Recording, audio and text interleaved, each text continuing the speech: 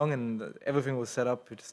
Everything was by the book. Those are the kind of kids that we talked about, like the new kids that are coming to the professional scene and not playing CS 1.6 at all, and not having those old habits that we used to have, and then you have to transition to the newest version and then adapt yourself and so on. And we talked about like Monesi and Kyosuke, but I never realized actually how young you are. Yeah. 22 is not a lot comparing to Spinks and Nerds. They're a couple of years older than you, right? I think Nerds is 25 or 26, Yeah, maybe. something like that, And Spinks is 24, 25 as well. Yeah. But yeah, Exertion is younger than me. It's 2004.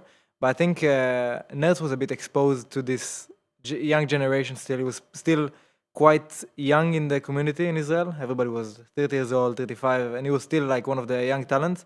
And I think because he had army, it was delayed the time he had to go pro, because he was really good before. We all thought he's gonna be the main Israeli guy at the beginning. He was the best player in Israel for like 6, 5, 7 years. But who's like the biggest CS legend in Israel? In Israel, wow. Who were you looking up to, starting to play? To be honest, it was Nerds. There was some 1.6 players that were really good, and I was when I played against them 1.6, it was crazy how good they were. It was like Asking, Spooky, but the moment I played CS:GO, the moment I came to CS:GO, and I realized Nerds was he was playing so good. But the main thing, he had no ego. He was super nice. No matter when you played with him, he used to welcome you, invite you to play with him, and he was the best player. He was in the best teams. He always was so good, and he was so nice to people. So I always looked up to someone like that, to someone like him, because he was just so good. But other than that, he was so nice to you. It was. Well, how you did the previous year, you're going to be the legend that the kids are going to look up to, but we're going to leave that for afterwards. Počeli smo, dani i gospodo, dobrodošli u još jednu epizodu Linked podcasta. Kao što ste čuli, naš gost je Šahar Šušan flameZ i naravno, kao i kad uvek imamo neke strane goste, ovaj razgovor ćemo voditi na engleskom jeziku. For all of your English speakers, welcome to the new episode of Linked podcast. Our guest tonight is Šahar Šušan flameZ. Welcome, flameZ. flameZ, right? Yeah, flameZ. We picked up on that after some time, but I don't know if we actually use it. Do we use flameZ or flameZ? No, but it's easier in Serbian. It's like flames. Flames, yeah. I mean, I'm fine with that. In Israel, I started as flameZ. I used to get really mad when people didn't call me flameZ. But I had a talk with Sponge. He was casting one of the games. He said, I prefer saying flames. It goes faster in the mouth. So I told him, okay, call me flameZ, and if I do a highlight, if I do something crazy, call me flameZ. Okay, we're going to keep that in mind. We're going to keep that in mind for our guests as well. How are you, man?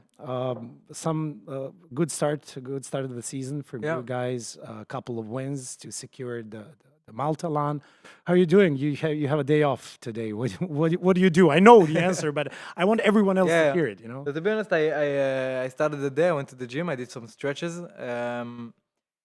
Then I went to a massage just to calm down a bit. I was pretty sore. I had a workout like 3 days ago, and I got pretty sore. And so I went to a massage. And then I came back and played CS. In between the gym and the massage, I played CS as well. More of watching yesterday, and just kind of like, we played Anubis after 6 months of not playing it. So I had to like watch it, see what we can do better, and what we forgot from the last time Anubis was in the map pool. And then that was basically the day, to super chill. Then I need to soon pack because I'm flying tomorrow to Malta. But I think it's a nice start, because playing those online matches they're really tough, hard. Yeah, and you can see that yesterday Fure could have lost, and FaZe lost, and those kind of teams that they're so good, but you could lose a game online and you're out of a LAN that potentially you could win, or you get a nice VRS placement. So for us, it's really important. And the main thing about this LAN is that it's a preparation for Krakow. This is the main thing, that before Krakow there is no tournament, and Krakow is really important to win. The new Katowice, basically.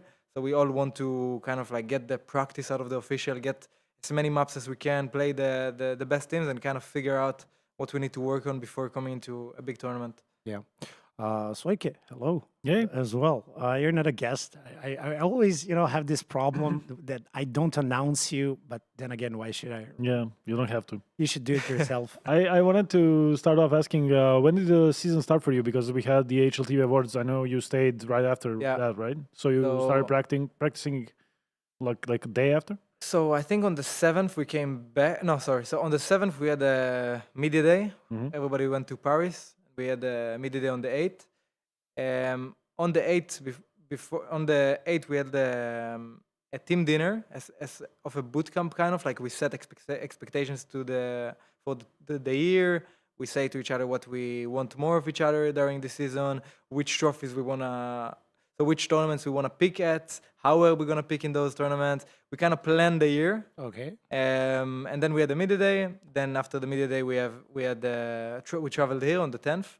10th was the award show. Just enjoy, have a good time, see all the players and stuff like that. Then travel back home, 2 practice days, and then Blast Bounty started.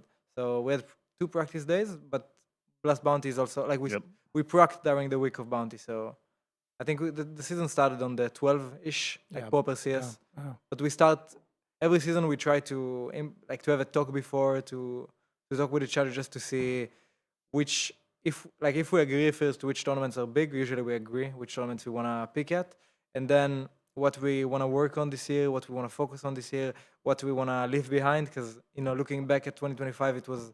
You don't want to look back and expect the same things to happen this year, but you also want to take what was good from this year. So that was kind of the talk we had during a nice dinner, and that's it. Like all the team was there, and we just planned it out. How do you pick a single tournament when you have almost perfect year, and so many titles? How you found the ceiling, Well, I think 2025 at least was a bit of a roller coaster in the sense that I think it was so monotone for us. We just focused on the same things, and teams were kind of trying to find their roster and how to get better and better and better, while we were just constantly getting better and getting on top of those trophies. I think the main thing for us last year was that we really wanted to win Katowice, and that was the main focus, to win Katowice and potentially look at a Grand Slam.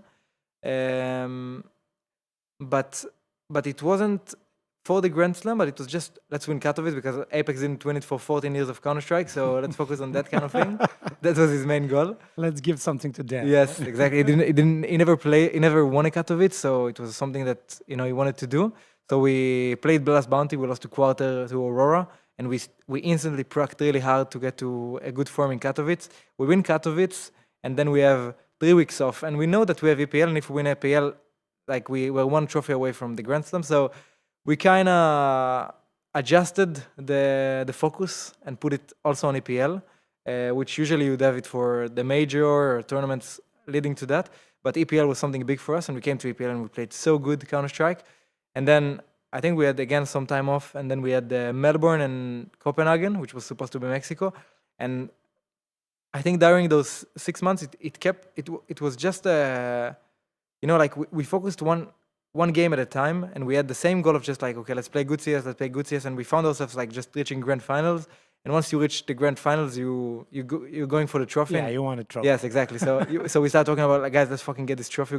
Like we're in a crazy opportunity right now to get the 2nd tournament, the 3rd tournament in a row, the 4th, the 5th, and it goes so fast. If you know what I mean, like you win EPL and you're 2 trophies in a row, and then you win the 3rd week after the 4th. 1 week after the 5th, so it just kept going like crazy, and we were all really scared because the major is coming and we're not losing, and we don't want to fuck up the major when we have such a good, like, it's nice to win Dallas, it's nice to win those tournaments, but you want to win the major. So I think, and then what happened, it was that Melbourne was the Grand Slam opportunity. So from a tournament that we're not really focused on, if it makes sense, it becomes one of the most important tournaments in the season, and then. Okay, well, we have out of a season that you have usually like 2 or 3 tournaments that are stressful, we got to like 4 or 5 tournaments that we really want to win, we really want to do good. And I think that was something that gave us the edge on some of those close games against Mao, Spirit, Falcons, that we really had something to lose. And we were really hungry to win those games, even though, I'm sure they were hungry to get a trophy, they were hungry to break the win streak, and they wanted to do much more for themselves. But I think for us, it was just, we just looked at the trophy. We didn't care about anything else. Right? Yeah. I wanted to ask, like you said, it was like a ride you got on, and it just kept going, and you just kept winning.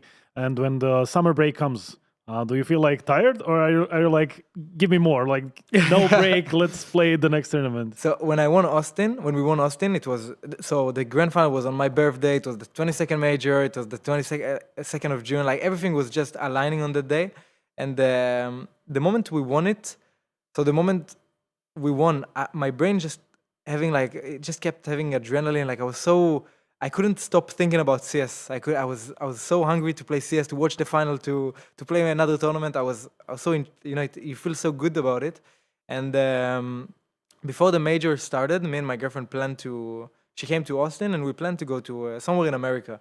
We thought about some locations, but New York was the easiest choice. And after the major, there was obviously the after party, and then you kind of like loosen up a bit.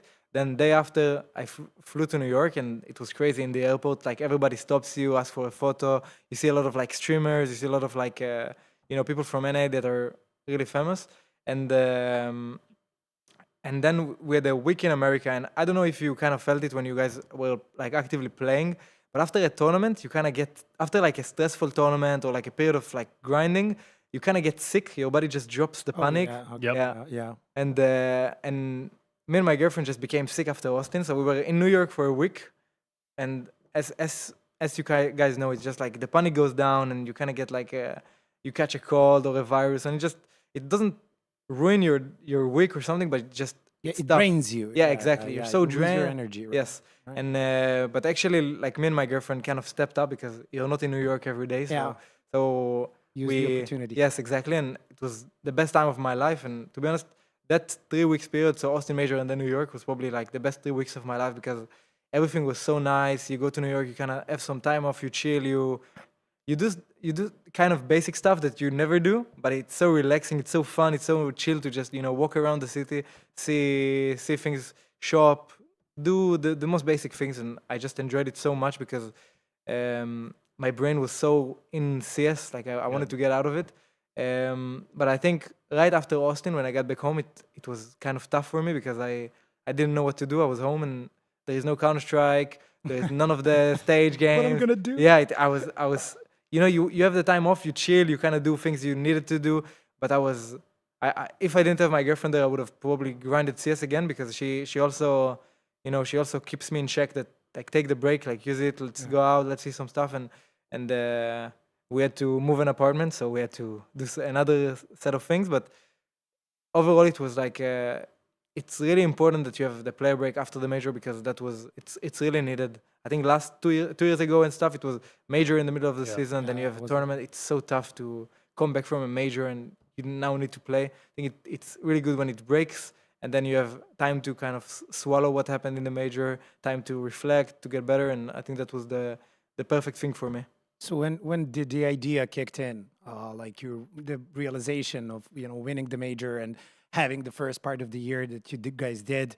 When did you realize that, and how did it actually feel? Was it like a relief that you finished all the goals that you wanted to finish, or is it like a newfound hunger for what's coming for the second part? I think the hunger came around right when Cologne came. So Cologne was the first tournament I think of the second season. Was it? Yeah, I think maybe so. I think maybe we had like Blast's Bounty and then Cologne or Could have been. something. No, like that. I actually think it was the first tournament. It could be. I think so. So I think that I realized the hunger again because you just won the major, you have a break, but there is Cologne now. You don't want to miss a Cologne. You won the trophy, and but I think the relief came just like when the player break finished, because you're going for 6 trophies in a row, and now the trophy that matters the most, the major, is in front of you, and you're the fully favorites to win the major. Nobody is above you. You know that if you play good, you're gonna win the major because you have such a great team and everything. But it's so stressful and it's so demanding, and you need to grind and practice, and it's tough. You come back from a stage and 10,000 people watching, and then you prac at home, and there is nothing to kind of play for.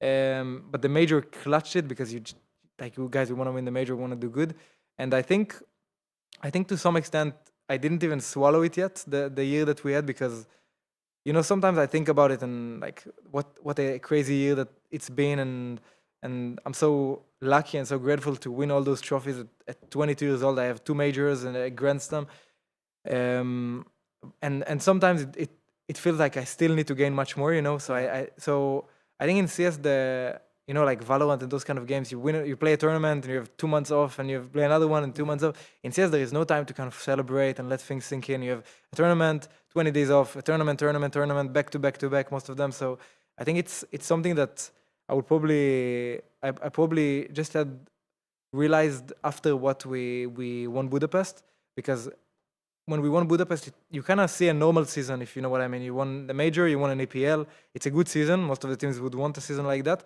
but it's not a crazy season like the first one, breaking the win streak, breaking like almost every record a team broke in CS.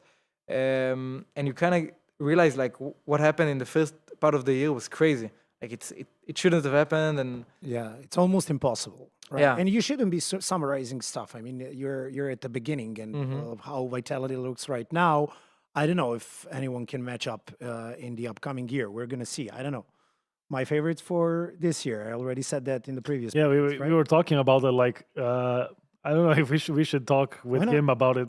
Not to put much pressure, but No, sure. the question was like, can Vitality do it again, Yeah. or like have a similar year, or just like you mentioned, is I don't know if you want to reveal stuff, but is your focus again like this tournament is important, then this one, and like in between we're gonna see if we can improve this and that, Yeah. or But I think the focus is the same as so obviously there's like I would say like many goals towards the dream. The dream is obviously like winning Katowice, winning Cologne, especially Cologne because it's a major and I'm Cologne.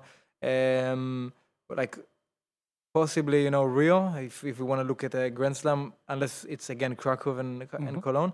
But I think the main thing that we were looking to do is just to play good Counter Strike. And I think last year there was great teams, and when Falcons got Kyosuke, it was threatening, and when Spirit got Zwei and they suddenly win 2 tournaments in a row, like there's many good rosters, and Mouse last year was really competitive, and you just want to get the best out of yourself. You don't want to look at the enemies because obviously Nico, Monosy, Kyosuke, like sounds that's scary. crazy as fuck, but all you got to do is focus on yourself and bring the game out of yourself. And I think this year we had the Melbourne final against them, which was we should have lost. It was the comeback nuke, and this game per se just to focus on ourselves, guys. We don't care about this trophy anymore. We don't care about the tournament. Like once you get into the tournament, you just want to do your best. You want to play good Counter Strike. You don't want to lose because you did some dumb stuff and just chew the game because you're scared or stressed or nervous. You want to accept that you're going to be nervous, stressed, whatever it is, and just come and play Counter Strike. And that's the goal for this year as well. We didn't come last year and expected we're going to win 9 trophies, 2 majors. So we're also looking at it the same. Like we want to be realistic that teams are constantly improving, looking for ways to beat us, and they found many teams found the ways to beat us last season. And we just want to kind of keep the shape that we are still in semis, still in finals. And that is really important for us. I think we have like a 29 playoff streak right now with this roster, and we're super happy to have that, because you find yourself in a semi-final and a final, and many teams will choke, many good teams will choke, and you find yourself against an opponent that isn't so competitive or less experienced, and then you find yourself in the final, and then you find yourself winning a trophy, and that's kind of like how it went by. Not every tournament. Some tournaments you play against Mouse in the semis, Falcons final, this kind of stuff happens. But you just want to stay consistent, play on like as good as you can, and you'll find yourself winning trophies. And it could be 4, it could be 5, it could be 9, and we just obviously the goal is just to win trophies.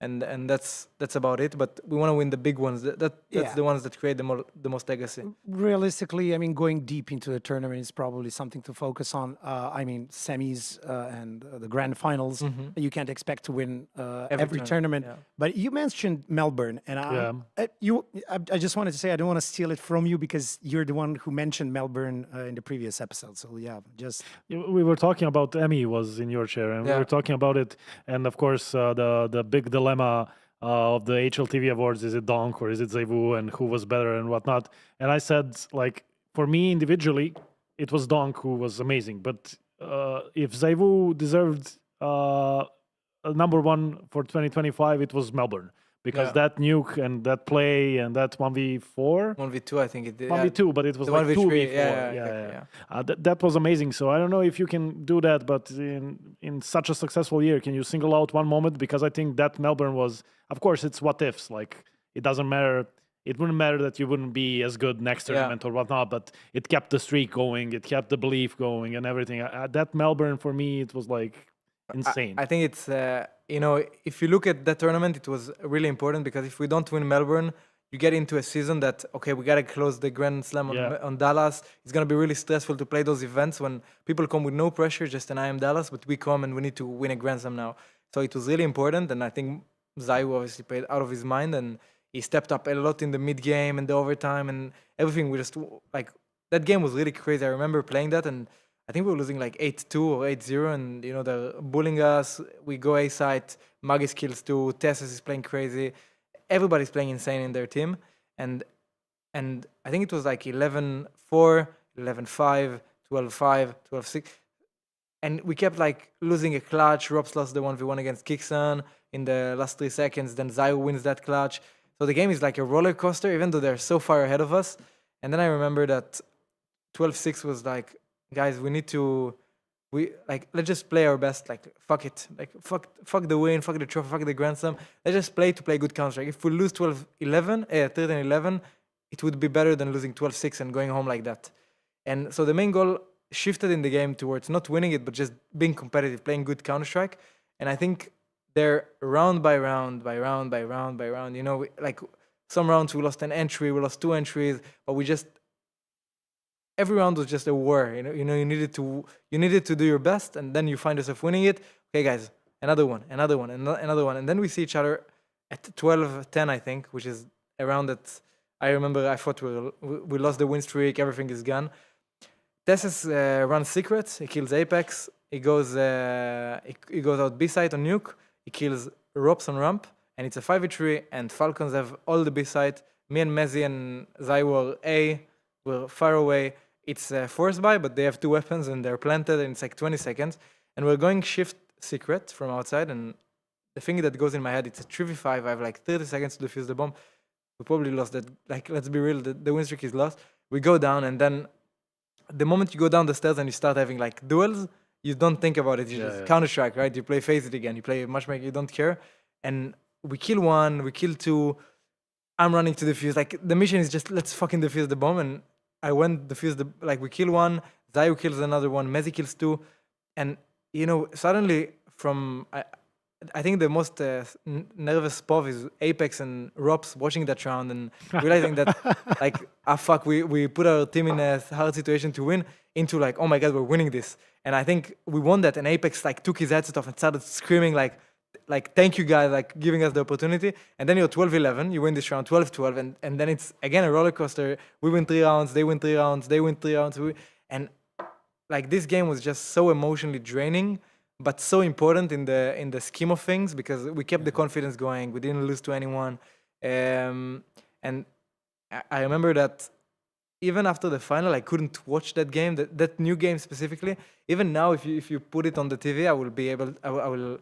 It's so stressful, It's like you feel it here when you watch this game, and I'm so grateful to have won it. But I think God was taking care of us this day, because it wasn't. It was their game to win, and they had a lot of opportunities to close it out. On the other end, we just did what we could, and it worked out to that extent. But yeah, it was 12-6, and many rounds. I think they had the 5v4 like 3 times, and they made many mistakes in that game. But you don't think about it that much when you play the final. Retaking 3 versus 5 against Falcons does make you a great team. I mean, MIBR can do that as well. No, I want to say it's pretty good odds. In match point. It happens from time to time. Yeah. I think I vaguely remember that round. Was that the round when the last guy was hiding dark and Mezzi shot and hit him? No, that's not that. But that's okay. So this is the round in overtime. I remember this game. Like, this was 14-12 to them. Yeah, and Mezzi shot dark. I think he shot like there was blood on the wall. Yeah, and he shot and he accidentally hit the guy through the box, through the toolbox. And then they found out there was the last guy. They didn't know. I think it was Monesi. And then he kills Zayu like crazy. And then I think, okay, fuck, like he picks fast Monesi. He shoots fast. Mezzi kills him, and and that was a 2v4 round Yeah. that they won because it's this game was full of mistakes. I mean, Falcons threw a lot of rounds, a lot of advantage situations. We threw a lot of advantage situations during match points, but I think in the end I remember taking the flight back to Denmark because we have a tournament and we were with Falcons as well. We were just talking about that final and you can see how different it was. I asked Magisk if it was stressful for him this final, and he said it was a great final, but not one of my stressful ones. And for me, it was but this final was by far the most nervous I've been. Really? Yes, by far. Like so obviously Austin Major was also stressful, but when we were in Melbourne, we won. We won Katowice. There wasn't expectations to win it. It was a cool tournament to win. It's a big trophy, but it wasn't like crazy. But now we're playing IM Melbourne in one of the biggest arenas. Like I don't know how many were there, but it felt like Cologne in the size of watching the stage. Yeah. And then it's on a Grand Slam, and you play, and to some extent, I wish we play like some chill team, like a team that just came from tier 2 and they're playing good. But we play against the teams that just got monoscene and they're playing out of their mind. They beat Mousesports in the semis, and all I'm thinking is, it's hopefully it's gonna go good. We get into the final, we 13-0 them. We're like, oh my god, we're so good in this game. And then you start saying like they win them up, we win them up, they win them up. So. But I remember, like, I couldn't eat. I wasn't able to eat food. I think before the final I was able to eat, but during the final I couldn't like take a banana. I couldn't. I was so nervous. I was so stressed. And then on Mirage, when we had, I think the third map, you always have a break that's a bit longer than.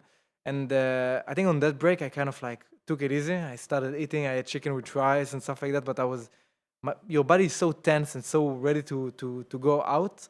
But usually after a map it stops. After you get into the game, it stops. You're in the game. It's like you don't focus on the nerves, on the stress, on the emotions.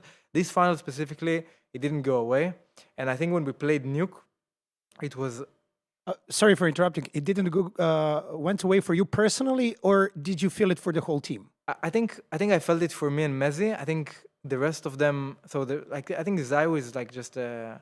He doesn't care. Yeah, it's for him. It's just. He's the best, and that's it. You don't feel it from him if he's nervous or not nervous. Sometimes you'd feel if he has more on the line, he does more that much and stuff. But so you don't feel him that much. You're always gonna play good. You're always gonna communicate. Apex is always gonna communicate, but he was nervous. I felt like we all felt, and we all told each other as well. So it's not only feeling. I think what is good in Vitality is that we come to each other and we say like, I'm nervous today. I'm gonna be like, I need help from you guys today. And I think that's something that when we're playing that final and I'm looking at Mezi and I know he's stressed as fuck and he looks at me and he knows I'm stressed as fuck, but we at least like know each other and we're not like trying to act all mighty and tough. It creates a bit of like a shared space that you feel safe. You feel okay to make a mistake. You feel okay to not play perfect Counter-Strike. And I think obviously that that's not a term. It doesn't exist to play perfect Counter-Strike. But when you play on a grand final, you want to play as best as you can. You don't want to do plays to make your team lose the round. But in those semi-final and quarterfinals, you do plays that could lose the round, but that wins you a lot of rounds. And I think that was for us, playing that game. It was everybody. You could feel like everybody was stressed. Everybody was drained. Rops sitting on the chair said like, my back hurts as fuck. Yeah, everybody had something going on. This one is angry. This one is, and but in the end, you could feel like there was just like the right nerves, if you know what I mean. It's like nobody's overboard, nobody's screaming, or nobody's going crazy. Everybody's trying his best to be a good teammate. And to be honest, Apex had a tough nuke on city side. Like Tessus kept going out on silo, one-tapping him. Like he would lose timing. Things went shit for him this game.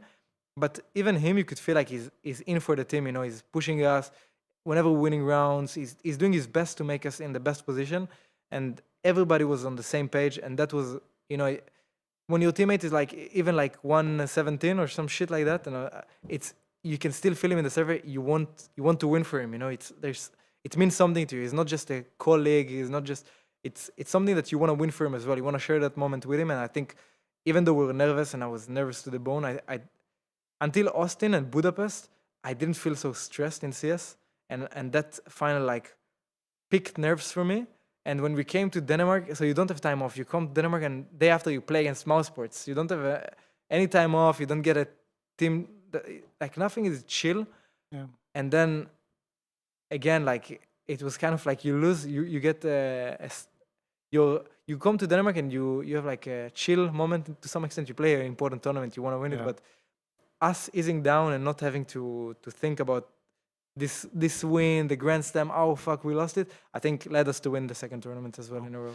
That was so honest and insightful. Thank you. We always talk about, the how open are players to each other and how open are teams in Vitality and Falcons. I don't know, but this is actually this is so great. You are being actually vulnerable in front of your teammate, and you don't have a problem with that because you know that your teammates are going to be there for you. Yeah, they're not going to judge. They're not going to talk behind your back or something. They're gonna just at maximum joke about it. Yeah, but, and but even, that's a good thing. Make fun of it and make it a smaller deal than that maybe actually is. But it's normal, It's that's the right approach. If it's not stressful when you play a tournament that is really important, what are you here for? It's not, like you have no passion to the game. You need to be able to be stressed and nervous, and you need to. I think joining Vitality in 2023, they taught me this kind of thing with Zonic, Lars, Magis, that they were, people that won 4 majors, Zonic won 5. They come and they say like, well, I'm stressed today. I feel nervous. We're playing a team that we lost, and you're like, what the fuck? I'm allowed to be stressed. I'm in the right position, and I think that's something that in Vitality I will. I sometimes I think about like the next team, the future. You never know how it's gonna go, and maybe I finish my career for 7 years in Vitality. You never know how things are gonna be. But the first thing that any team that I would go to, I would try to bring the most is the culture, to be open with each other and to not be. Don't act out of what you are, if you know what I mean. Like, don't try to be something that you're not, and be real with yourself and be honest. And some players are going to be able to carry, and some players are going to be able to carry and be stressed and not be able to produce the same quality, but they're capable. If you give them space, if they feel good in the game, if you're a great teammate to some players, they're going to be shining and they're going to be winning you many things on their own just because they feel comfortable in a space of 5 people. And, you think about it, but you're just on a table in front of like 10,000 people, but all that matters is those 4 people next to you, and that's everything. I wanted to ask, what's the secret recipe for overcoming everything that happened to you guys in the previous year? And you had a lot of hard matches, difficult matches, and maybe you just gave me an answer. So yeah, we're gonna go with that. You mentioned coming into Vitality. I wanted to ask, like, you were always an aggressive player, but I remember, or maybe that's my perspective of you because we casted your games way back in OG. You were more kind of a star player back then, I feel like, and then you coming into Vitality started playing well immediately, and you started being like a soldier for Apex. And I'm not saying that like to diminish your role, but it feels like if we need to go through this wall, we have a guy to do it. So and you're doing it well. So how did you like transition into it? Was it Apex because he was the former entry? Yeah. Did he? Give you any advice or something? I think in OG the issue is that I was one of the stars, but on the other end I was still entering and doing the same job. I think at some point when Neofrag joined, I switched to being like a opener. No, sorry, just an entry fragger, which I didn't like that role because imagine like Neofrag takes the space and does everything, and now okay, flameZ, come. Someone needs to enter that side. I didn't like that job, and obviously like I think when I was playing Counter-Strike, I assume you would know it. When you have a small scene, when you have like just 2, 3, 4 teams, so we're coming from Israel, you don't have many players you don't get just the best entry fragger to come to you. People need to just take up on roles, to switch roles, to adapt and adapt and adapt. I think in Israel, that's something that I always like playing in teams, but always someone needed to sacrifice. Someone needed to entry, someone needed to, there was just like 4 players in the team and 4 of them are playing the same roles. Someone needs to take a bit of a step down. And luckily, I always liked entry fragging. I always liked, not opening, but just, being able to sacrifice for my team, like understanding the pathing path, the communication of it, like the bringing the intensity to an entry, like when you go into a site and you just tell someone, just follow me, or you fucking make him follow you, like you give him confidence in the communication. It's like it feels like something. It's like an art for me, and I always wanted to do that. And I think in Vitality it was in OG it was like sometimes play by the book. Play like we have a page and we have like 15 strats, and we do that, and then we do that, and then we do that, and I'm entering all of them. So it was quite easy. And when I joined Vitality, I knew what I'm coming to. I wanted to do that role, and I thought to myself like when Vitality was struggling early 2023, I could help them a lot because they need someone to fucking go for them and run and do a good job in that. And Dupree was a bit more passive, and then later on it became really like more aggressive, and then they started winning. Then I thought to myself, "Fuck, probably no Vitality for me this year." But when I came into Vitality, I think the two things that were the main thing is that I always wanted to do that role, and the second thing is that now I have the opportunity to get better at it and also get better at the things that I didn't know were part of an entry failure. So entering out of a default is something that was kind of not a big thing in OG. Bringing a lot of communication to the entry and how we're going to take space, how we're going to do that. Apex is going to have a round that he's going to call default because there is no opportunity to play against Monacy at 150 rush long or rush mid. And you have to play those defaults, and then you as the player have to kind of help him to bring a proper default to get it around that we're going to make something out of that round. We're going to make something out of that. And once you have the space, you give him back he always has the power, and I think having Apex as a former entry was also really helpful because when I entry, he knows kind of what flashes I'm kind of leaning to get. He's really good with utility. He's really supportive in his nature, so it's really easy to kind of just rely on him instead of some players you'd have to tell them flash for me and be really pinpoint where you're gonna flash. And someone like Apex knows what I need in most of the cases, so it became easy. And I think in OG I started like kind of as the star player, not as the star player, as the entry, as like a hard entry, and then I became kind of like just an entry and not an opener because you got Neofrog, you got Fico, like you wanna make those players shine in their positions. And then in Vitality I got back the position, but with more tools to kind of go around. And when I joined, Zonic told me like you're gonna play with Zayu on Overpass A, and you need to tell him what you want to do because Zayu is not a player that's gonna tell you every round, I want that, I want that, I want that. He's gonna tell you what he wants when he knows and when he's in the game. But he's also a player that is really active in the mid round, in the clutches. That's his moment of shining. So you're gonna tell him like you're gonna structure the default, you're gonna help them. Obviously Apex is here and he's gonna help a lot, and it does help a lot. But you need to take it. You need to be the guy who initiates, and I think that's something that I really liked. And when you start playing and you see that you're number one on the trade stats, and it means a lot to me as an entry because I know that if Mezi is trading me, will probably something has been done good. If I jump and I die and Zayu kills one, and then it's a 2v3, 2v2, and you have Zayu and Rops, I feel like we're in advantage, and I did my job. So it's something that was always, I liked the sacrifice. I think to some extent it's an easy role because it's you gotta sacrifice, you gotta do it well, you gotta do as best as you can, but you're getting you have a few responsibilities, and after you die or after you get an entry, it's easier if you get an entry, but if you die, then you have the biggest thing that you need to help your teammates. And that's something that I've always liked in CS, that I die and I can I could make people feel more comfortable. I could tell like, yes, that you guys are good, you guys are not good, you need to do something. The small details. Exactly. And for us in Vitality, it's really big, those kind of things. Those small details, they make you win rounds like nothing. And we call that eyes in the skies because, it's like really someone is watching over you and he can tell you like, stand 2 inches to the left and you're in a much better setup. So it was many things that led to me understanding that even just the entry, just like, entering a site is not all my role, and I could be very good if I just offer the all around and try to be as bigger package as I can. And I think doing that in Vitality is just obviously way forgiving because you have a lot of individuals who are good.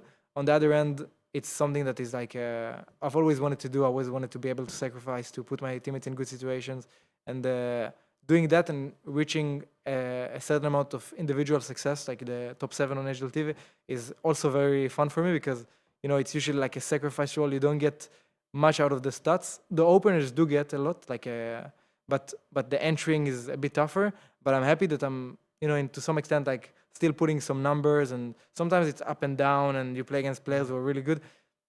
but overall it's consistent and good, and that's something that is, it's, I'm happy with it to see 4 teammates in the top 20 and to see people are shining, and Robs and Zai in top 1 and 3. It's like, and obviously they are the reason they're top 1 and 3, but Messi, me, Apex, like everybody puts them a step closer to their potential, and that team is just a perfect example of that, because everybody puts things on the line, and you have Messi who sacrifices a lot, you have Apex who sacrifices a lot, Robs, Zai as well. Like nobody is, he just gets everything the way he wants. Everybody wants to sacrifice, and that's part of my role to be able to want to sacrifice and do it as a good job, because I'm sure if you play with someone and he dies first and he's like, he does like, it ruins for the whole it's team. like, you don't want to play with it, like, you're doing me a favor that you entry. And I think for me it's something important that I know what I'm in for Vitality. I know what people expect my role to be done in the team, and that's what I'm going to do. It's not so it's just like the expectations for my role are really clear from the team, and I also try to provide as much as I can to that.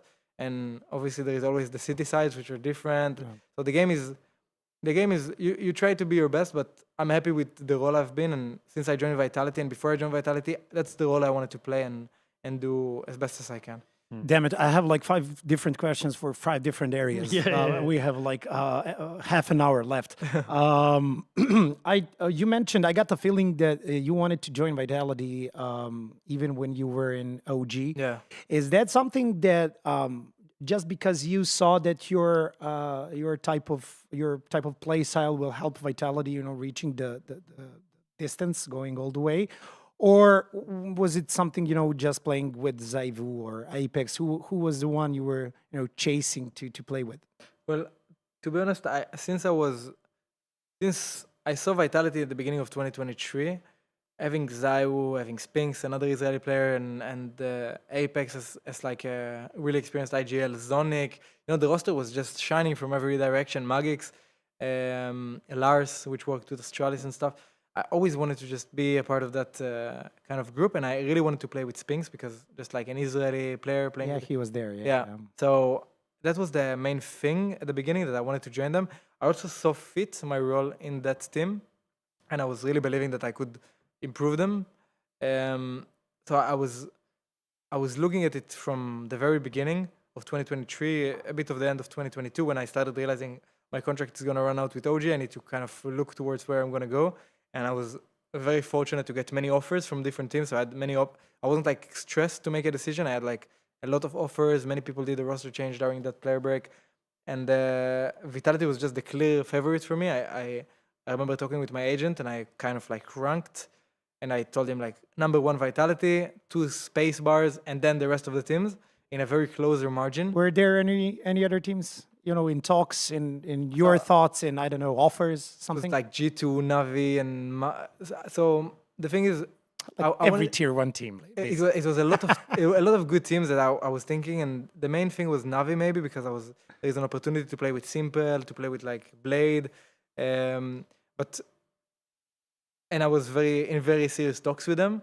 But the moment that Vitality were on the line, I knew that That's it. I'm gonna keep those I'm gonna keep some of the orgs like as a standby, because number 1 has came to knock on my door, and especially after they won Rio and then the major, then you're even more excited to join that kind of roster. And after they won the major, I was thinking probably not gonna change. I'm probably gonna go into a different team. And when they offered me, when I remember the message on Twitter from one of the people in Vitality, I was just super excited. I was just, I went into the shower, put the best music I have, started, I was so happy. I have this picture in my head, Blade talking with flameZ on the phone, and flameZ, I'm sorry, man, I got another call. Please stand by. Vitality call. Basically, between Simple and Zaivu, he chose Zaivu, and that's I was scared to join Navi as well, because they're going international. Simple is gonna have to speak English now. He played for Liquid, and he's not like something crazy. But I always also liked the Zayu kind of personality more than Simple. Just by playing FPL with them and stuff. I think Simple was way more demanding and stuff like that, which is good for a star player. Like he knows what he wants to do, but sometimes not very forgiving. Mm-hmm. So, And Zayu on the other end was very. I didn't know because I didn't play with him FPL much. When I joined FPL, he was already like he was not playing it. But I kind of knew a bit of things. I saw him in some tournaments, said hello to him, talked with him. I knew from Spink some things. So, but I kind of had the idea that how Vitality was talking about him, like he's such a chill dude, he's so humble, he doesn't care. And I really like the humble people that are humble, and I assume everybody likes like humble people because you join a team with the best player in the world, and he doesn't give a fuck. He's just a chill guy. There's no He just ego. wants to, he just wants to win tournaments. Doesn't care if it's gonna be you, and like I don't think I would have had the opportunity, even if I'm thinking about it, like even if I joined a different team, I think I would have still looked at that Vitality and would have been a bit sad about it. But when Navi went and won the major, and then they went to win like EWC, I was sitting, and we were losing. Hello, Blade. Are you still there? I was thinking to myself, fuck, like maybe I should have joined Navi. But I still had in mind that I'm with a fucking good roster, and some micro things that have gone bad in 2024 could go really good. And I didn't know what to expect, and 2025 was pretty good, better than Navi here, I would say. So but I kind of knew that I wanted to join Vitality, and I was, I think even like contract speaking, I knew that if I like Vitality don't need me, if you know what I mean. Like they just won the major, they don't need to do a roster change. Yeah. So if I'll go into Vitality, I'll probably not get a good offer as other teams that may need me, want me. But I was so sure that this is the right decision in my career, and if I do that, I will probably give my best chances to study myself. First of all, like get experience as my personal, get better as a player, and also be exposed to winning trophies and kind of figure out what I want to do and how I want to do that. And I think that in the end, even in 2024, when things were really tough for us as a team, it was still you learned a lot about yourself. You kind of like gathered a lot of information about how you want to run a team. You talked with a lot of big people in the organization which are really smart, the performance coaches, kind of like a lot of ideas and approaches that we kept trying, and we won Cologne, which is, it counts 2024 as like still a really good year for me individually because it's one of the bigger trophies. And but I was very grateful that the team kind of decided that this is the right choice for them to put me in, and then me having the opportunity to join them right after they won the major and the expectations are high, and it's like drama and stuff like that because why kick Dupree after winning the major? Yeah. And to be honest, the org were very transparent. Zonic was very transparent. Like they all put me in protection, into custody, because they said it's our decision and we thought it's gonna be better for the team. And you never know if it was better. Maybe they could have won much more in 2023 or 2024 as well. But what I know is that when Vitality offered, it was just, like if that works out and nothing is crazy in the contract, like I'm not signing for 20 years or some shit like that, I'm going to be going to them. Yeah, nothing else matters. Yeah, basically. exactly. Yeah. They're a team that's going to be able to, I think I'm going to be able to achieve what I want in Counter-Strike with them. And in the end, I have some trophies in CS, and all thanks to them. So it's and they're a really nice organization. And I think it's also an important thing when you have a team that a team is always before the org, if you know what I mean. Like you always treat the team, the players, but when the organization is behind you and backs you up and supports, and the CEO is a fucking full fanatic. Like he just wants us to win, and he really pushes. He doesn't care about he cares about the legacy of Vitality, but he really wants us to win as well. And it means a lot to you. Like you want to win for those people, and you want to do as best as you can. And I think that's. It really definitely helps when you know that you have the support, like Yeah. you guys do, that 1 or 2%. Yeah. Like Luka Škrinerić, the sports psychologist in G2, he was a guest here as well, and he always talks about that 1 or 2% that you exactly. need to win against other best teams in the world. I wanted to go back to Zevu because it's Zevu, right? Greatest of all time, most probably right now. That picture right there is outdated by now. We need a couple of number ones. But HLTV sent us some new pictures. You're in Vitality for 2 years now, and I don't want to call it criticism, but Apex talked about Zevu, and that sometime he would wish that Zevu would have a bit of an ego more than he does. So during the 2 years now in Vitality, did you see any changes in ZywOo in that sense? I think when I joined, they started telling me that he has more ego and he demands more and he wants more. I think Zonik was someone that worked a lot for that to happen. It's weird. Like the ego you would want him to have is an ego that he knows that he's the best and he can take a weapon. And what he was missing, I think, in that sense, is that you would want to give him AK. He will tell you, no, stay. Stay with the AK for yourself. And he knows, and I know that he can win us the round with that AK, and he's still. He don't want to let you not play the game. And I think what he understood or what he started doing is that he knows to demand things that are gonna lead us to winning more rounds. But it's not the ego that is, the kind of ego that you don't want to play with. So it's a very healthy ego, and I think to some extent you'd see it more in different tournaments that he has more ego, he comes with more passion, and I think it's a personal observation. I don't really know. He doesn't say nothing about that, or he doesn't look like he cares. But I think he also has that ego that he wants to prove to everybody that he's still like the number one. Like Don came around the corner and he's crazy and he does everything with a rifle, but he still got the number one this year. I think if you look back at 2024, people are probably gonna be able to claim and logically that Donk might have the top one for the next 3-4 years. And even now it's debatable. Like people are arguing about it, but in the end, it's him that has won and been the most consistent across the playoffs and has many things to back that up, and more maps and this kind of stuff. And he's gonna have that ego that he wants to keep showing, to keep playing that level and doing his best. But in the end, he's still. I think if you tell him to be top 10 in the world, but he wins all the trophies, he would take it. Like I think this is the kind of guy in which I think some number one players might not be happy with. I think they really want that and justified because they're so talented, they're so good. So I think for him, if we have a shit year and we don't win anything and he's number one, I think he would be less happy than having a good year and 2 or 3. But he still has that kind of ego in him. I think not that I know from him, but I know for myself that it looks like when things are on the line, he grinds. I remember that after he got top 3 last year, I felt bad. All the team was kind of feeling bad. We looked like Monesi number 2, and we were thinking like, I don't know, we're thinking like ZywOo deserves the number 2. Donk obviously number 1. Nobody talks with him, but this guy played like this guy. We won Cologne this year, and we did some good stuff this year.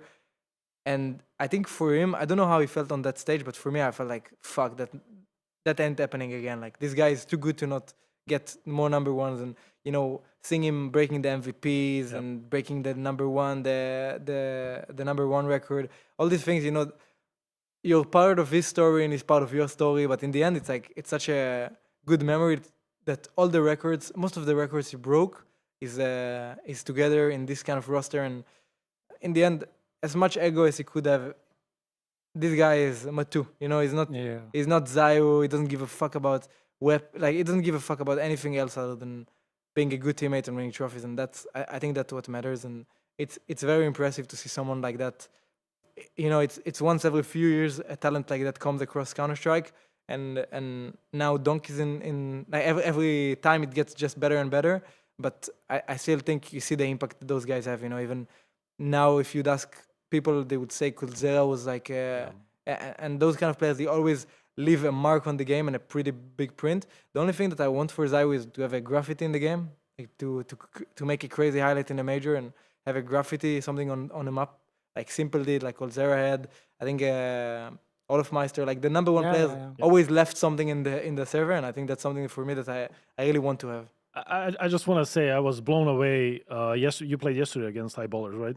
Yeah. It was his 100th ace. Ah, yes, true. Like, what? Yeah, 100. Yeah. 100, yeah. He made 100 aces in professional play. It's not like 100 aces and Faceit, half of them are from Faceit. And there's a video on YouTube, 30 minutes aces by ZywOo from like AAA when he was... That's crazy. That's 500 frags in aces. Like that's... 500 crazy. I mean, he is the best in the world, but that's like...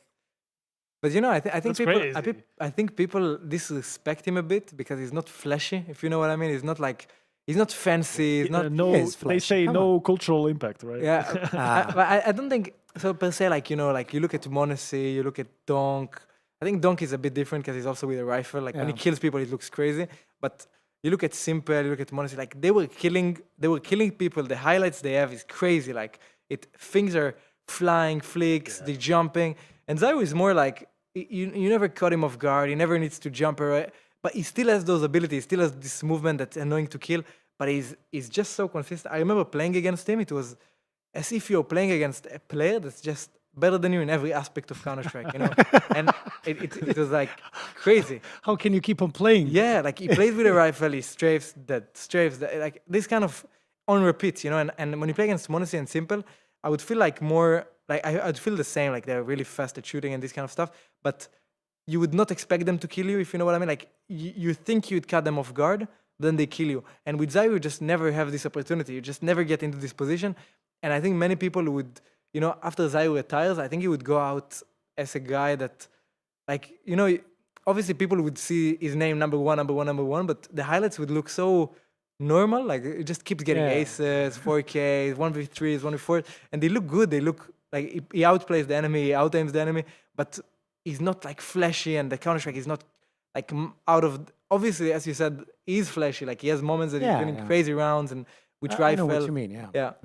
Like, if you look at him playing, like when I look at him playing, he's flashy as fuck. You know, he takes a deagle, swings, kills 2, and it looks crazy. But he's not. When you look at it on the stream, it looks like a bit normal. You know, maybe the other team made a mistake, but he's just so good to the level that it puts people in positions that they don't want to be, and not only they don't want to be, you never catch him in a position that is that he don't want to be in. I think.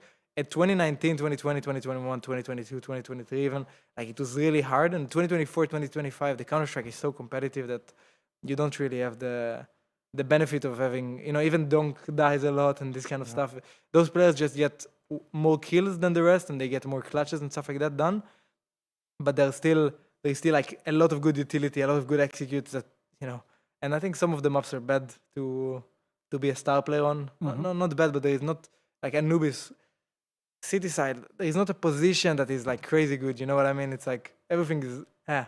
Go. Just talk about Anubis. So talk about the map. Go. Just keep on talking. It's fine. That should be the next subject. Why not? Well, Anubis is it's a tough. I really hope they change it because it's missing. It's missing some things. I think on the rotation, the aspects of the map. I think it's a bit like just a plain map. There is not many cool rotations that can be done. Like Nuke per se, you know. It's a microsecond rotation could win you the round. Anubis is just, you know, it's wherever you rotated, you're smoked, molotov, flashed.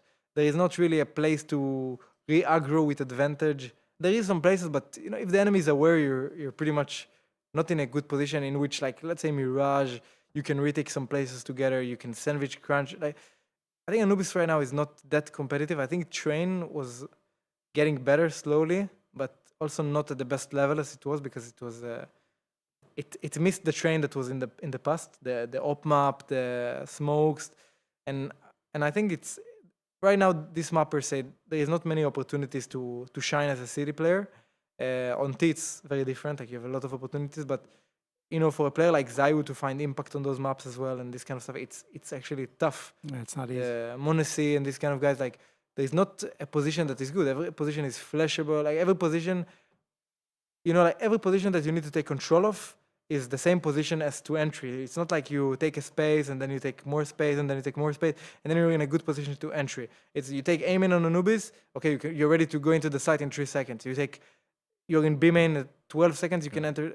It feels a bit not balanced to me. If you don't like Anubis, I think we have to wait for like 6 or 7 more hours, and some changes should come. Yeah, that's what I heard. So tonight's the update, right? Yeah, hopefully. Tonight's the update, and I heard there are going to be some changes. So I didn't know that. Who knows? So There I'm you go. open. Yeah? There you go. Thank you for the I information. mean, it's not inside 100% information? Sure, but sorry. It's inside information or it's No, I just heard it from a guy who's really into CS. Okay. He's on the TV a lot, but on a foreign broadcast. yeah. No, he Yeah, he actually talks a said. lot about it, I thought it was. I thought it was a kind of a secret, But then I rewatched the WOD from HLTV Awards, and he actually said it on the yeah. couch. So Yeah, I heard him as I was well. like, this is not a secret. He's telling everyone. So But I don't know how he knows, It's just he because certainly has some. there's some info. you Yeah, know, some He's info. talking to the devs. for yeah. sure. Hopefully, because I think it deserves a change. Yeah, But we'll see. talking, yeah, sorry. No, I just wanted to ask. I was wondering if you just mentioned there are a couple of maps that you don't think that the star role can be used in basically the same manner. So, do you, as a team, do you change like your whole system depends on the map, or is it like basically the stuff are the same? Obviously, you're going to change stuff depending on the map, but do you just change your whole system just because you're playing, I don't know, let's say Anubis? Yeah, I think per se I'm the rotator on Anubis, and in other maps I would be like anchoring most of the not anchoring, but in a site, not like a rotation. I think we look at each other's strengths. It's not like the star. You can unleash him differently. That's what I would say, and so you gotta like try to maximize the potential of every player in the team. So obviously, to some maps we take a different approach, on some sides we take a different approach, and like let's say Inferno, Mezzi is the B player. Most of the maps, I'm the space taker, I'm the opener or whatever. Mezzi on Inferno is the BT side guy, and we just try to not look at templates, not like fall into patterns that are like unnecessary. Like if there is a player that is good at something and he knows that he wants it, it's fine. Like let him have it, even though he does 5 maps really different, it's gonna be good. So for us, I think every map, and I think that's Apex approach as well. Like looking at it a bit different, and he wants to do. Like it doesn't want to play on like a template. And I think also the coaches are also on that a lot. Like extras per se would come on Anubis and be like, I think we can try that position change and let's see how it is, because this player fits that more, this player fits that more. And in the end, I played Cave on Anubis with Messi. We were fucking horrible. Like it was the worst sight I think ever. I couldn't play with him. We used to block each other, throw utility at each other, TK. Like me and him just didn't click on being on Anubis. And Extras came and like let's try this change a bit. Apex is good with utility. He's gonna do it on Cave. You're gonna be able to play a bit more headshots on mid, rotate into your positions. The thing about me is also I like moving. I like playing. I don't like to even though I stay in one anchor. spot. Yeah. I like the map. I like to feel like I'm on B on Mirage and sometimes I'm on A. And Extras kind of like shifted that position change, and I think it made a lot of sense. But it also made us get into a winning streak on Anubis, which back then we would have lost. Like we were winning 6 tournaments in a row, and I think they switched it around before Melbourne. No, sorry, they switched it in January. I think so. Anubis. I think so. It was in Katowice, but it went out of the poll after that, I think. So yeah, I'm not. But Anubis was played in Austin. in Austin, yeah. So after Austin. the player break. So After the Really? break. Actually, I was amazed as well. I checked yesterday. I was like, Okay. when did Anubis leave and when did Train come in? It was actually 6 months without Anubis, and it feels like no, but I don't Train know, a replaced year. a different map, no? Yeah, I think Overpass came or Train came. I feel like Train. I checked yesterday and I forgot. No, but I feel like Train came in January. For sure. Yep. In January 2021. And in then they had 2021. Overpass. Yeah. It was Train, then Overpass. Oh yeah, Overpass instead of Anubis, right? I think so. Oh, No, I think it was Train instead of Anubis. Damn it. Anubis was Maybe played that's in right. Austin, so it was played basically until the end of the first. Anubis was played in part of the Austin? year. Yeah, Yes. yeah, true, You true. guys played in the finals. Anubis No. No, in the semifinals against I think Mongols. No. don't think so. No, No. No, Mongols was the final. Mouth Yeah. was Mongols the was the semi, final. Then in and the they final. permaban Anubis. And I- No, but not in the final. We didn't play them in the final. We played Mirage. I think Anubis was out in like January or February.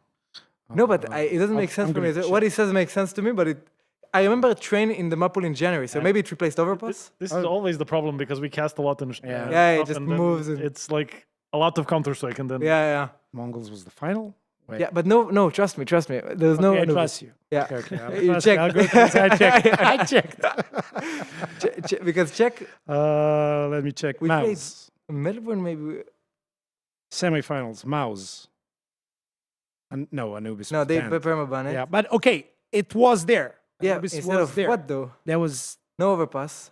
Overpass came after instead of Yeah. and, Anubis in June, right?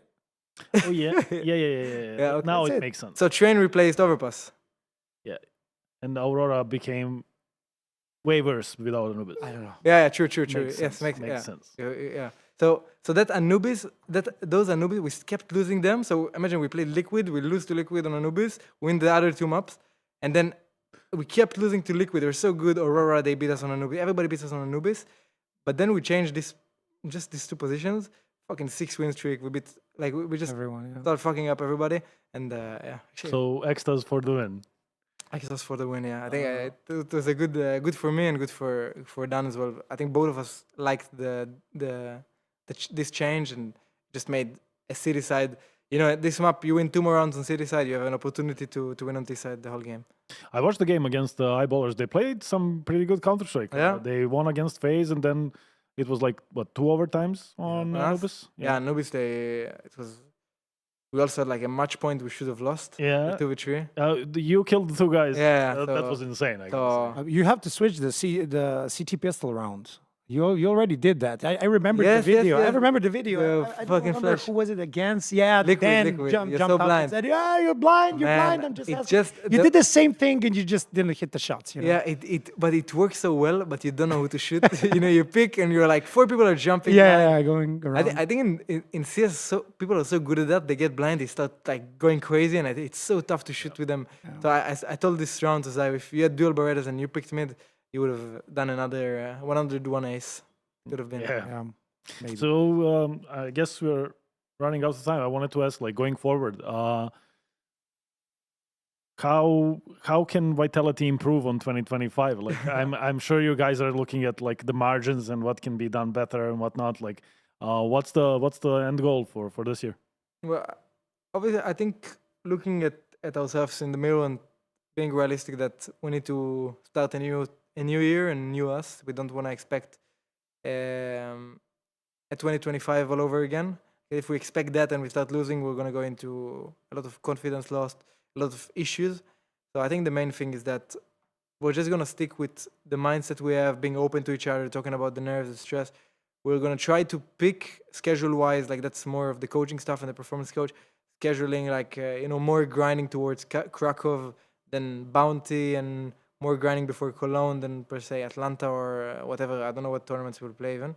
But and then after doing that, we're gonna basically kind of like improve the actual game by itself. And the goal is obviously to live with a few trophies, big ones. The bigger the better. So that's gonna be the dream to, if we could have a really dominant year again and kind of like have established something like what Astralis did back then. But nowadays when CS is so competitive and back then it was basically simple, existed there. Now it's Monacy, Donk, like everybody's like a superstar, right? yeah, now there's so many superstars and so many like really good players, like Molodo is even like, and so trying to do that as best, and also not losing to ourselves. In the end, I think all the tournaments we lost this year, we lost to ourselves. We didn't lose to the enemy team playing better than us. I think some maps we maybe lost to a better team, but I think this year we really like kind of squeezed what we could. We could have won the London against G2, and we could have won also against Furia and Chengdu and finished the tournament the year with 11 trophies. But I'm fine with 9. Come on. Yeah. Yeah, don't be greedy. Yeah. How is it different, coming into this year comparing to the previous one, in terms of pressure and everything you did? And now people are basically expecting you to do the same, if not the same, then at least, close to that. So how is it different, 2025 and 2026 is the very beginning of the year? I think for us, it's going to be just like focusing on the team, not looking outwards and looking at the criticism and what's going to happen. We're just going to give our best and we see where it leads us. I think in 2025, we kind of got the understanding of how it works we won the major in Austin, we won 7 tournaments, and then we come and we lose Cologne, we lose Bounty, and we still have like semi results in all of them, semifinal, but people are very open to criticism. People are very so we take it well to some extent. I think in the team, like you want to also be able to read what people type online, because in the end it's entertainment. We're here playing and getting paid because of those people watching and the fans and stuff like that.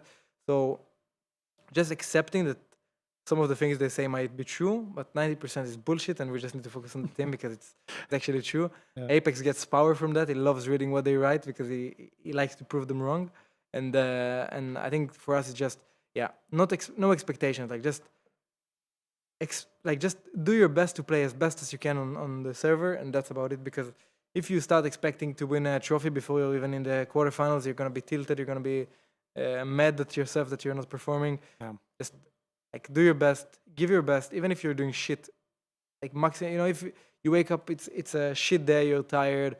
I don't know, like you had a fight with your girlfriend. Like whatever happens, you get into the server, give your best. Even if you're 6 out of 10, give your best 6. Give 100% of that 6, and that's about it. And I think that's how we won those trophies in 2025, and that's something we're going to try to replicate in 2026, just focusing on what we can bring, what we can do, and being able to tell each other that today is not going to be the day that I might be able to bring as much as I did yesterday.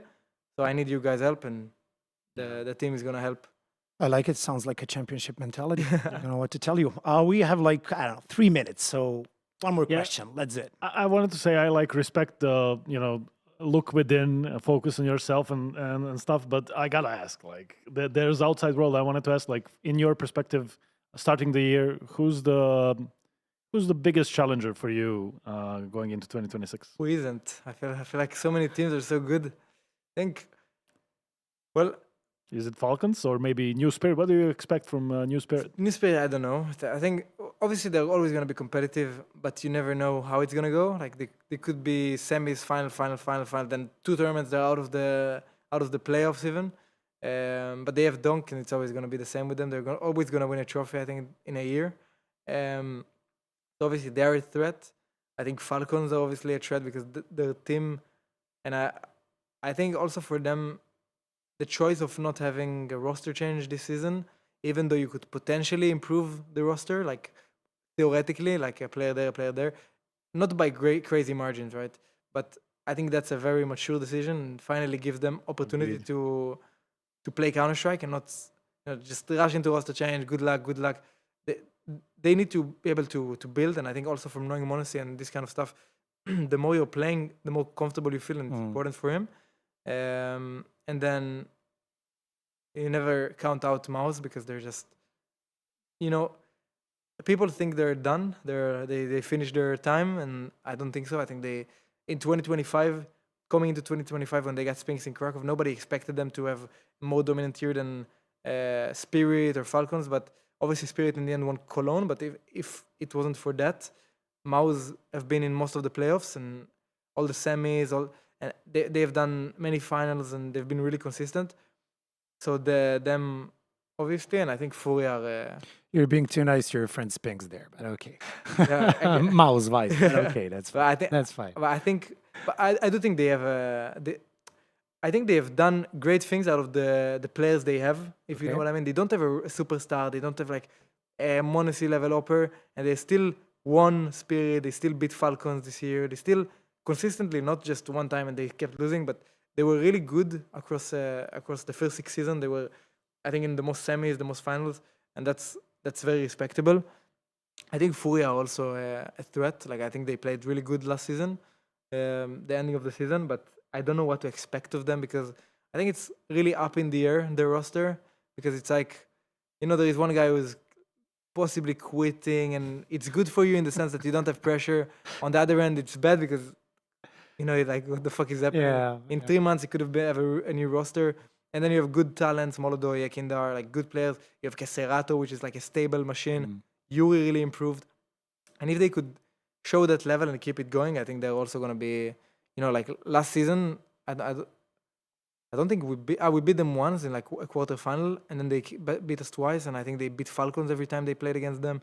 I don't know about I think it became a cycle in the end of last season that I think Mouse could have beat Furia, and Spirit potentially could have beat Furia as well, but we didn't win those 2 matches against them. But I also think that we were in the final that we played against them, we could have very much won. Like 3 maps were in the lead, and the second game was just full shit.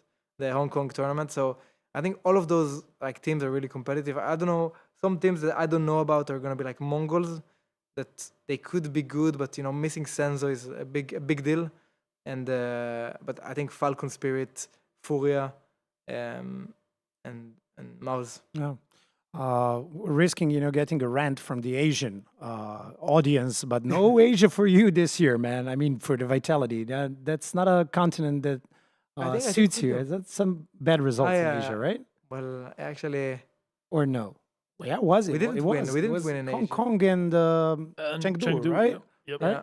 Wasn't that And successful Shanghai was not for you? successful. For you guys, yeah. To So be honest, Drops was winning every Chinese tournament up to then, but I don't know. I feel like there's a curse or something for Asian tournament. I don't you know. guys. It doesn't feel as a curse now. Let's see this year because there is a China and then Singapore, major in Singapore. Yeah, to switch it around.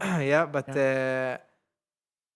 I think there is something in Shanghai. It felt a bit off, and maybe it's the Time the jet difference lag? or something. I Yeah, was about to yeah. say that, but we won Melbourne around the same. I don't know. Actually, I have no idea. I don't. I just wanted to ask you one last thing because it was a certain situation. I think I casted that game. Maybe you casted with me the Mirage. Your bad T side on Mirage. You had something 0, I don't know, 14, 13. What was it? And Apex. We got a chance to hear what Apex the told whiff. you. Yeah, and that's one of the reasons why we love Apex as a team leader and Vitality in general. That's like the sort of a watermark for you guys. Do you remember the situation? He told you like he take a pause and we love you, man. Even though it was you're, the post break. I remember I was like 1-8, something like that. It Yeah. wasn't that bad of a half. I think you were in a 0 kills, right? Or was it I think one it was kill? 1 kill. One or maybe, something. yeah. But and then so then there was the half break, and I said in the TeamSpeak that I'm full whiffing, like nothing works for me. I think like Messi said, like Matu said, like all good, we love you. And then I think Dan said it. He tried to say it, and it didn't go well. And then he said it, even though you whiff, we love it. Like all the team just said, all good, like Yeah. it's fine. And there was a tweet about it, and the guy explained because the clip was so long, he took the Apex part, just the Apex part. But like if you hear this clip, it was so like all the team is basically all good, we love you. Like and Apex came and said that as well, and and then I went on the half and I got like 9 kills I think in like 3 rounds. And the next round, I think you got a triple kill in the next round. Then the first round, something after like that. the- It was the like conversation, yeah. So, but it's like it's this full clip. It wasn't out for some reason, but it's really like I say like guys, I'm full whiffing, nothing works my way. All good, we fucking love you. It's a full chill. Like it's a major. Let's enjoy this moment. It's all good. Like there is no pressure. And Is that the perfect example to describe Team Vitality? I think so. I think it's like a one big family. It's no secret that we might have fight in the server. Apex might scream, but this is real family. You're gonna have your family and you're gonna fight with your brothers, with your parents sometimes. But that's why you're family, because if it was just a random guy in the street you don't care about, you wouldn't fight him. You just go away. And this is why Vitality is.